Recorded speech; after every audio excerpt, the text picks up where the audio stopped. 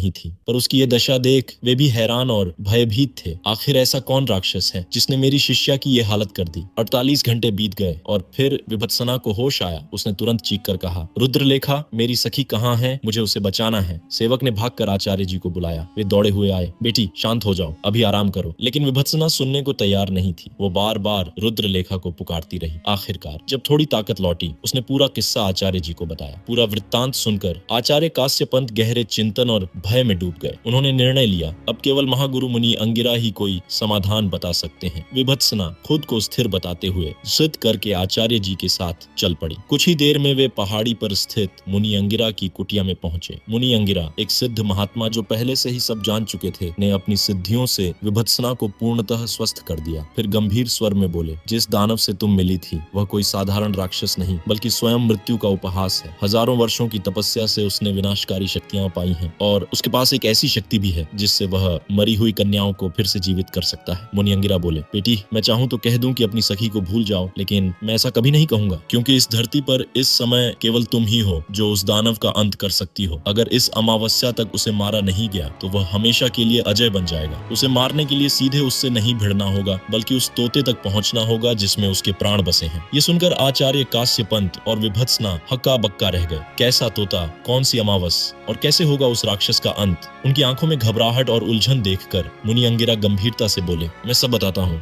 शुरुआत से। त्रैलोक्यसुर का अंत 5 कन्याओं द्वारा होना है। इनमें से 2 तुम हो, विभत्सना और रूपरेखा, और 3 कन्याओं का जन्म भी हो चुका है। वे भी तुम तक पहुंच जाएंगी। त्रैलोक्यसुर ने उस तोते को 7 दरवाजों में कैद करके रखा है। उस तोते तक पहुंचने के लिए 7 दरवाजों की अलग अलग गुत्थियां सुलझानी होंगी, जिनमें 7वें दरवाजे तक पहली को सुलझाना ही नामुमकिन है। ये सुनकर विभत्सना ने तुरंत प्रश्न किया, और बताइए महाराज, ऐसी कौन सी गुत्थी है जिसे सुलझाना नामुमकिन है? महाराज अंगिरा कुछ सोचने लगे। तभी काश्यपंत ने व्यग्र होकर कहा, कृपया करके महाराज जल्दी बताइए, सभी गुत्थियों को सुलझाने में वक्त लगेगा और हमारे पास वह बिल्कुल ही कम है। अंगिरा ने गहरी सांस ली और बोले, 7वां दरवाजा कांच का बना है जो स्वयं त्रैलोक्यसुर की छवि से ही खुलेगा। ये सुनकर काश्यपंत और विभत्सना स्तब्ध रह गए। विभत्सना ने कहा, यह तो नामुमकिन ही है। तभी अंगिरा मुस्कुराए और बोले, यह कार्य केवल तुम ही कर सकती हो और कोई नहीं। विभत्सना ने घबराकर कहा, मैं कैसे त्रैलोक्यसुर को वहां ले जाऊंगी, और अगर ले भी आई तो वो मुझे वहीं मार डालेगा, दरवाजा तो खोलने ही नहीं देगा। अंगिरा ने शांत स्वर में उत्तर दिया, शांत हो जाओ पुत्री। किसी भी युद्ध को जीतने से पहले मन को शांत रखना आवश्यक है और अपना ध्यान चारों दिशाओं में होना चाहिए। यह केवल तुम ही कर सकती हो, क्योंकि तुम्हारे अलावा त्रैलोक्यसुर को देखने वाला कोई भी व्यक्ति या प्राणी अब जीवित नहीं है। सब मारे जा चुके हैं। जब तुम 7वें दरवाजे पर पहुंचो